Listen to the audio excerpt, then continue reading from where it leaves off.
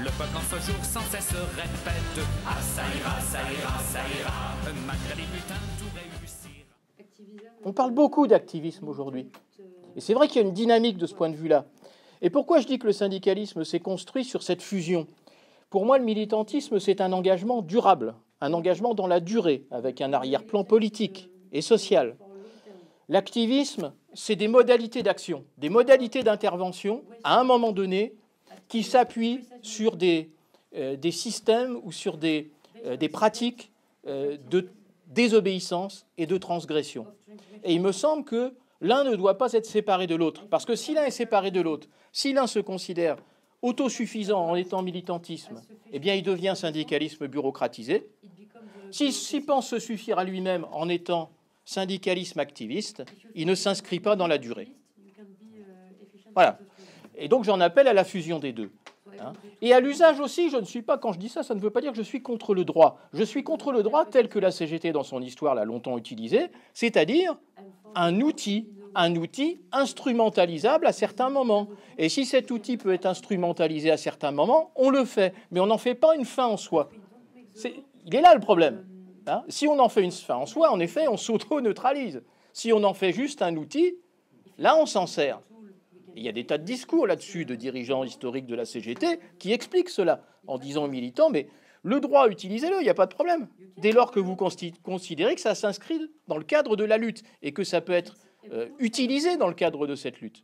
En revanche, si vous estimez que le droit tel qu'il a été conçu, au contraire, est un instrument qui limite les modalités d'action du syndicalisme, eh bien là, vous pouvez envisager sa transgression. Voilà. Ça me paraît une question relativement simple à trancher. Tout à l'heure, alors je fais le lien aussi avec un autre aspect. La CFDT n'est pas un syndicat dans une bonne dynamique. Ce n'est pas un syndicat dans une bonne dynamique. C'est un syndicat qui, aux élections professionnelles, a perdu un peu de voix que les autres, un peu moins de voix que les autres. C'est tout. Il n'est pas dans une dynamique d'ascension. Il a juste perdu un peu moins de voix. C'est tout. Et par ailleurs, pourquoi peut-on aujourd'hui le présenter comme première organisation? Ça nous ramène à une autre question sur laquelle on pourrait débattre très longtemps, qui est la manière dont le syndicalisme lui-même envisage sa propre légitimité. Dans notre histoire, jusqu'en 2008, jusqu'à cette fameuse loi et position commune CGT, CFDT, MEDEF, il l'a envisagé comme tirant sa légitimité et sa représentativité d'un cadre organique qui était en quelque sorte une volonté de puiser cette légitimité directement au sein du mouvement social, par des pratiques que sont la grève, l'Assemblée générale, etc. Et pas par des pratiques de démocratie libérale. En 2008, il a décidé de fonder sa légitimité sur l'acte électoral. Voilà. Et il a au contraire délaissé, dans le cadre d'un contexte évidemment général, il a décidé de délaisser sa représentativité organique par une représentativité légaliste, par une représentativité institutionnelle, vers laquelle, en effet, il a été dirigé volontairement, chose trappe dans laquelle il s'est lui-même engouffré. Bon, et on voit bien le problème que ça pose aujourd'hui, parce que le terrain de la CGT, du syndicalisme de classe, c'est pas le terrain électoral, c'est le terrain de l'action, c'est le terrain du mouvement social. C'est de cela qu'il est né, et c'est là-dessus qu'il a prospéré, et c'est là-dessus qu'il a produit des dynamiques. C'est pas sur une question sur un contresens de la légitimité, parce qu'en faisant ça, il s'inscrit lui-même dans une problématique qui est celle de la légalité. Le syndicalisme, c'est le pouvoir légitime. C'est le pouvoir légitime, pourquoi? Parce que dans la philosophie politique, la légitimité, elle est issue du peuple. À tout moment. Seul le peuple détient la légitimité. Et donc un syndicalisme qui tire cette légitimité de ses conceptions organiques, c'est-à-dire qui va la puiser dans le mouvement social, c'est lui qui est légitime. En revanche, s'il s'inscrit dans une représentativité assise sur une idée de légalité, sur une représentativité purement légale, eh bien il fait comme le politique, c'est-à-dire il se confère une légalité entre deux élections, elle-même de plus en plus ténue, parce qu'on voit que les élections professionnelles suivent le même chemin que les élections politiques, c'est-à-dire l'abstention, ce qui veut donc dire que sa légalité elle-même, elle est de plus en plus effritée, de plus en plus réduite. Bon. Donc j'en appelle aussi, de la part du champ syndical, à redéfinir cette question-là. Où va-t-il chercher sa légitimité? De mon point de vue, en tout cas, c'est assez clair. Hein, il doit la tirer d'où il l'a tirée avant. Voilà, hein, sinon, en effet, on a cette bureaucratisation, et cette bureaucratisation qui est devenue de plus en plus menaçante pour d'ailleurs une raison qui est liée à cela. La bureaucratisation, au fond, elle a toujours existé. L'institutionnalisation, je préfère ce terme, elle a toujours existé par le haut. Mais quand elle existait par le haut, au fond, Matignon, le 7 juin 1936, c'est un sommet social. Mais c'est pas grave. On peut l'interpréter comme une forme de première institutionnalisation par le haut. Mais dès lors qu'elle n'est pas complétée par une institutionnalisation par le bas, ça ne pose pas de problème. Parce que c'est le bas qui va tirer le haut. C'est le bas qui va empêcher le haut de sombrer dans cette institutionnalisation bureaucratisée. Là où le danger arrive, et là où ça devient mortifère, c'est lorsque cette institutionnalisation, bureaucratisation, se produit aussi par le bas. Et c'est ça qu'ont mis en place les salves de loi depuis la loi Auroux du 13 novembre 82, qui a institué l'obligation de négocier, qui a déporté les négociations collectives vers le champ de l'entreprise, qui a créé pour cela toute une série d'institutions qui, en effet, ont nourri la bureaucratisation du syndicalisme. Et à partir du moment où ce champ syndical s'est trouvé pris dans cet étau de l'institutionnalisation par le haut d'un côté et par le bas de l'autre, eh bien là, c'était fini. C'était fini. Là, en effet, il se coupe de tout. Il est désincarné. Voilà. Il est tellement désincarné que les jours de journée d'action, y compris pendant le mouvement sur les retraites, à Montreuil, il y avait des permanents qui n'allaient même pas aux manifestations. Mais c'est vrai. Je le sais parce que j'y vais souvent à Montreuil. Bon. Et on me l'a dit. Des gens choqués. Ah oui, mais voilà, au fond, ils n'estimaient même plus devoir se rendre dans des pratiques de manifestation ou de mobilisation. Pour eux, leur rôle n'est plus au fond celui-là. Voilà. Bon, donc, c'est à mon sens un problème extrêmement important. Mais puisque la CFDT n'est pas dans une dynamique, à mon sens, en revanche, il y a un autre défi qu'on n'a pas encore évoqué, c'est celui du syndicalisme catégoriel. Le syndicalisme catégoriel, je pense à ça parce que tu évoquais le mot corporatisme tout à l'heure, le syndicalisme cadre, l'UNSA même, on voit bien que dans un certain nombre de secteurs, ce sont des organisations qui progressent. Tout à l'heure, on parlait de l'énergie avec quelqu'un en discutant. Le secteur de l'énergie, par exemple, c'est un secteur où la CGT était quasi hégémonique pendant très longtemps, ou en tout cas très majoritaire. Elle se fait tailler progressivement des croupières par l'UNSA et la CFE-CGC. Chez Orange, bref, il y a toute une série d'entreprises où le syndicalisme catégoriel, précisément par la difficulté pour le syndicalisme confédéré à répondre ou à trouver les voies de mobilisation qui dépassent précisément ce cadre catégoriel, eh bien, on trouve ce repli sectoriel, qui est tout à fait naturel. Une forteresse agressée, enfin, quand un monde du travail est agressé, il crée ses propres forteresses. Et son réflexe immédiat, c'est de créer des forteresses profession par profession, secteur par secteur, parce qu'on se dit, bon, finalement, on va se replier sur notre précaré, et c'est là qu'on va résister. Voilà. Bon. Et évidemment, si en retour des confédérations ne jouent pas ce qu'Émile Pouget, numéro 2 de la CGT avant 14, appelait son rôle de chef d'orchestre, et effectivement, ils se mettent à employer une neuve-langue syndicale, là, pour le coup. La convergence des luttes. C'est de la neuve-langue syndicale. Parce qu'y compris, je me suis retrouvé dans des débats avec des gens qui répétaient à l'envi ce terme-là, mais quand on leur demandait « vous la faites comment ?», ils répondaient « je ne sais pas ». Ça nous ramène aussi à la question théorique et à la question de la formation. Ils ne savent pas pourquoi.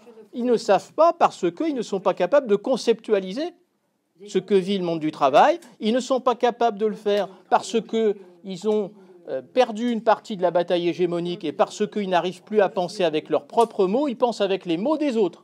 Et ça fait partie de la formation syndicale. Là, je vais publier un petit dictionnaire de la neuve-langue des relations sociales du XXIe siècle. Pourquoi ? Parce que je constate que dans le champ syndical, j'entends démocratie sociale, dialogue social, etc., mais sans réflexion autour du contenu de ces termes-là. Or, il y a toute une panoplie de termes qui, depuis les années 80, ont émergé dans le discours, dans le champ des relations sociales, précisément avec cet objectif de neutralisation et avec cet objectif de neuve-langue. C'est pour ça que j'utilise ce terme, parce qu'on est en 1984, au sens où cette neuve-langue, elle sert à quoi ? Elle sert à effacer une histoire. Elle sert à ce qu'on oublie ce qui s'est passé. Et elle sert à donner clé en main un vocabulaire qui va enfermer l'action militante dans le cadre des normes fabriqués par l'ordre dominant. Et effectivement, ça, c'est du 1984. Bon. Alors après, il y a des raisons d'espérer, je terminerai là-dessus. Il y a des gisements. Il y a des gisements de syndicalisation. On parlait des étudiants. C'en est un, et il ne faut pas s'en priver.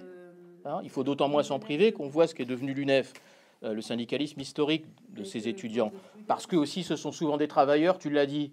Le syndicalisme enseignant aussi, hein, tout cette espèce de...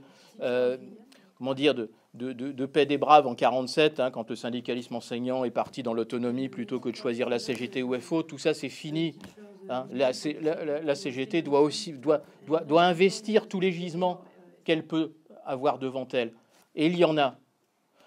Je pense aussi que, contrairement à ce qui a pu être dit, il me semble, des luttes, il n'y en a pas moins qu'avant. Ce ne sont pas les mêmes. J'ai étudié les grèves de ces 20-25 dernières années, disons les 20 dernières. Qu'est-ce qu'on constate? Il n'y a pas moins de luttes. Simplement, il y a deux choses. Il y a une modification de la sociologie des luttes. C'est plus forcément les mêmes. Et deuxième chose, il y a une métamorphose des modalités de mobilisation. C'est-à-dire que la grève traditionnelle, qui va durer plusieurs jours, est de plus en plus remplacée par le débrayage, la mobilisation ponctuelle. Mais si on prend la globalité, ça n'en fait pas moins. Hein. Et si on prend cette globalité de terrain associée à cette mise en ébullition permanente depuis 2016, on a à la fois un potentiel de critique du capitalisme et un potentiel de lutte contre celui-ci et ses effets qui me semble encore très vivant, hein, et qui est de fait à vivifier. Bon, voilà. Et puis enfin, je reviendrai sur une dernière chose. Quand je parlais tout à l'heure de travaillisme révolutionnaire, je veux dire par là que il y a quand même un gisement qui est la CGT en elle-même, c'est un gisement. Parce que qu'on le veuille ou non, elle a encore quelque chose comme, alors après les chiffres, allez, on va dire 500 et quelques mille adhérents, peut-être pas loin de 600 000, bon, certains disent moins, mais bref, peu importe, ça reste la plus forte organisation de progrès dans notre société. Ça reste un point d'appui. Son maillage territorial, évidemment, c'est pas à Bib que je vais le dire, et l'en convaincre, il le sait déjà, ce maillage territorial, c'est un outil formidable. Et c'est d'ailleurs l'outil qui lui a permis de ne pas être totalement déconnecté des Gilets jaunes dont on parlait tout à l'heure. Donc il y a un gisement là aussi qui me paraît tout à fait important. Et quand j'employais ce terme, c'est parce que ce terme de travaillisme révolutionnaire, c'était au sens où il me semble important de souligner l'interaction indispensable entre le politique et le mouvement social. La déconnexion entre les deux, ou au contraire la domestication de l'un par l'autre, ça pose problème. Quand on parlait tout à l'heure, quelqu'un disait ce matin, je comprends pas pourquoi, enfin qu'est-ce qui s'est passé à un moment donné chez EDF là pour que on fasse, enfin que ça implose comme ça, etc. Mais on peut l'interpréter au travers de ce prisme-là. Pourquoi? Parce que qu'est-ce qui s'est passé au début des années 90, fin des années 80, début des années 90? Il s'est passé que le syndicalisme de la profession s'est subordonné lui-même ou s'est auto-subordonné à une organisation politique en pleine métamorphose, en pleine mutation, en pleine européanisation, à un moment même où le syndicalisme se recentrait. Et qu'est-ce qui s'est passé? Ça a produit quoi? Ça a produit que cette organisation en mutation a promu l'idée d'une transposition de gauche d'une directive européenne, comme si ça pouvait exister. Et que le syndicalisme de cette profession a lui-même soutenu cette possibilité-là. Et a disjoint quelque chose qui, si une formation théorique existait, digne de ce nom, n'aurait probablement pas été disjoint, il a disjoint le statut de la forme de propriété. Et on voit ce que ça donne. Le statut des énergéticiens n'existe que par la forme de propriété qui s'appelle la nationalisation. Dès lors que cette forme de propriété n'existe plus, le statut, il est grignoté au fur et à mesure. Bon, et donc c'est la raison pour laquelle il me semble à la fois que cette formation théorique et que par ailleurs cette idée d'interaction, hein, qui suppose des liens, mais pas des liens de subordination, mais qui suppose des liens entre le mouvement social et le politique, doit exister. Et enfin, dernière chose, ça permet aussi, cette idée-là, de faire du syndicalisme un porteur d'utopie. Ça n'est pas un gros mot. Il doit être un porteur d'utopie, ne serait-ce que pour une raison fonctionnelle. l'archétype du syndicalisme porteur d'utopie, on le dit souvent, c'est le syndicalisme révolutionnaire d'avant 14. Et certains les présentent un peu comme des espèces de doudingues. Hein. Ouais, ils vont faire la révolution, ils rêvent. Bon. Mais ils le disent eux-mêmes. Notre utopie, ça peut être ça. Et d'ailleurs, la France est le seul pays où des syndicalistes ont écrit un livre qui s'appelle « Comment on fera la révolution ». Émile Pouget, Émile Patot. Il n'y a pas d'autres exemples dans le monde. Mais il disait aussi des textes qui sont beaucoup moins lus. Si on défend l'idée d'utopie, si on défend notre projet politique, c'est pourquoi ? C'est pour nous donner un instrument qui va nous aider. Alors, ce n'est pas un instrument parfait, ça ne veut pas dire qu'il n'y aura pas des fuites, mais c'est un instrument qui peut nous aider à résister à l'institutionnalisation, qui peut nous aider à résister à l'assignation à résidence professionnelle, qui peut nous aider à résister à l'affiliation à l'ordre dominant que celui-ci recherche depuis le 19e siècle. Il n'y a pas de changement depuis 150 ans là-dessus. Et leur discours était de dire, voilà, l'utopie, ça veut dire quoi ? Ça veut dire qu'on a un horizon. Ça veut dire qu'on a un horizon et que cet horizon ne se limite pas, comme disait Habib, à savoir ce qu'on va manger ce soir. Alors bien sûr, c'est essentiel de savoir ce qu'on va manger ce soir. Mais si on ne pense qu'à ça, on va facilement se laisser acheter. Voilà. Donc il faut qu'on pense à ça, mais qu'à côté, on pense à autre chose de plus lointain. Et c'est ce plus lointain qui fera qu'on ne se fera pas acheter. Voilà. J'ai été trop long, désolé. Non, très très bon.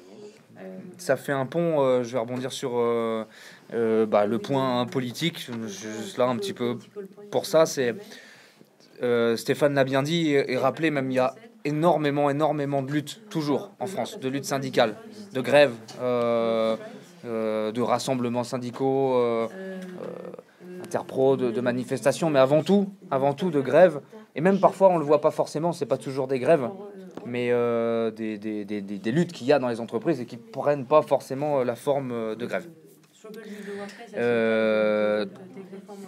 Tout ça, il faut, et pour le coup le PRCF s'efforce de le faire, notamment par le biais de la commission lutte, les relayer au niveau national. Alors au niveau national, au PRCF, ça se traduit par ce qu'on appelle nous le bulletin Infolutte.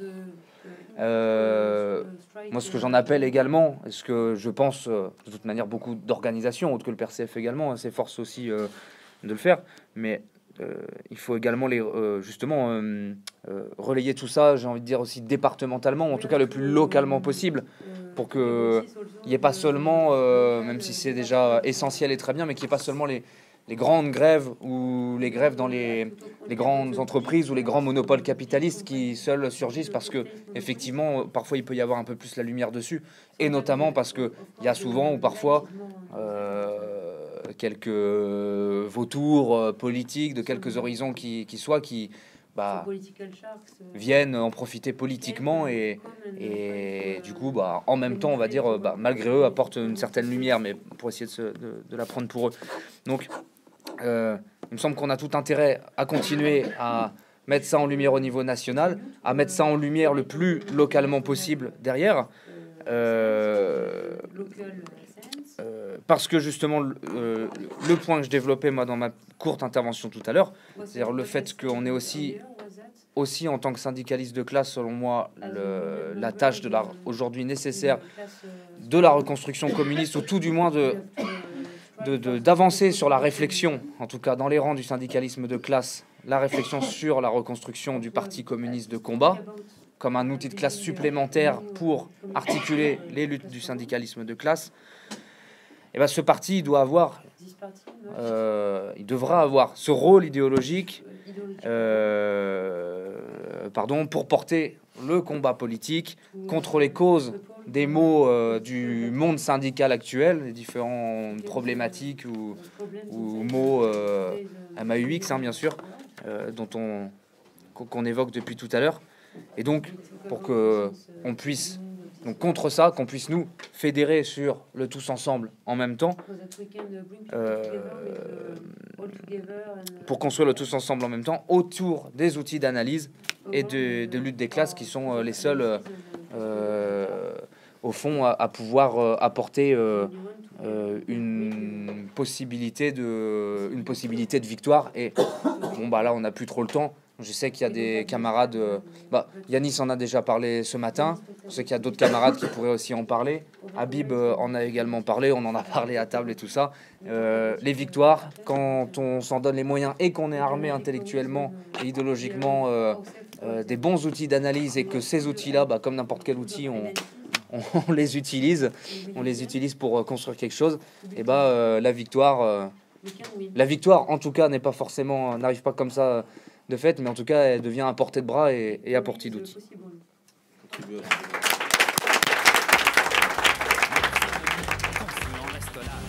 Nous allons chanter Alléluia. Ah, ça ira, ça ira, ça ira. Quand voilà au jadis du clergé par là, comme un prophète, il a prédit.